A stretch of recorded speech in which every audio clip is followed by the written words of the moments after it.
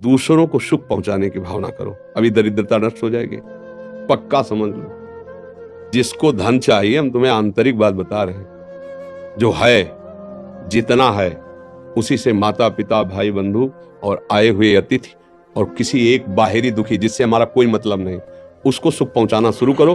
फिर देखो दरिद्रता नष्ट ना हो जाए तो हमें बता देना।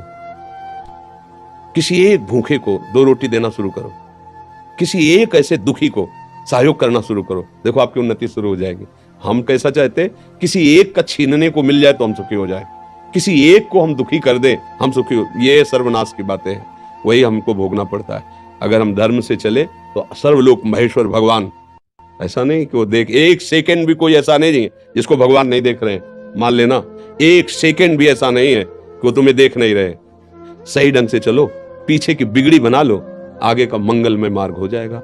नाम जप करो, कोई नशा मत करो, जो अर्थ कमाओ, माता पिता परिवार को सेवा, और किसी ऐसे को जिससे बदला लेने का भाव ना हो। जैसे मान लो हमने आपको जल पिलाया तो कभी आप हमको हाथ जोड़ के भी राधे राधे कहेंगे, ऐसी भावना नहीं हो। ऐसे किसी की सेवा करो, किसी पशु, किसी पक्षी, किसी ऐसे व्यक्ति की, वो तुम्हारे लिए इतनी जोर का काम करेगा कि सब व्यवस्थाएं बननी शुरू हो जाएंगी। वो कैसे बनाता है समझ में नहीं आता, और जब कर्म बिगड़ जाते हैं तो कैसे बिगड़ता संभाल भी नहीं पाते।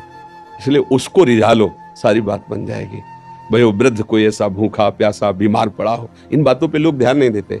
कोई पशु ही है, सेवा का अवसर मिला है, तन मन धन से कर दो से, उसका परिणाम जो आएगा, तो ये जो हमारे दुख हैं, विपत्तियां हैं, ये सब नष्ट हो जाएंगे यदि हम ये दृष्टि रखने लगे कि कभी मुझे सेवा का अवसर मिले। जो असहाय हैं, जो असमर्थ हैं, ऐसे मान लो पशु है, अब वो क्या कहाँ दवाई मांगेगा, कहाँ इंजेक्शन, अब उसका पैर टूट गया है, उसको ले जाएं जहाँ पशु अस्पताल, उसको दवाई करवाएं, उसको जब तक थोड़ा ठीक ना हो जाए तो उसको खान पान की भगवान रीत जाएंगे। सच्ची मानिए, पर ये बातें सबकी समझ में नहीं आएंगी। अगर ऐसे भाव से चलो तो पूर्व का जो अशुभ कर्म है वो नष्ट हो जाएगा। वो अशुभ कर्म ही हमें दुख देता है, अशुभ कर्म ही दुख देता है। ये जो हमें भुलावे में डाला जाता है ना कि हम ये कर देंगे तुम्हारा दुख दूर हो जाएगा, बिल्कुल नहीं। ये हम मतलब बिल्कुल अनुभव की बात कहते हैं, इस भुलावे में कभी न फंसो, बिल्कुल इन बातों। अपने कर्म को शुद्ध भाव से करो, किसी से आशीर्वाद मांगने की जरूरत नहीं है। भगवान सबके है, जैसे हमारे हैं ना वैसे तुम्हारे हैं।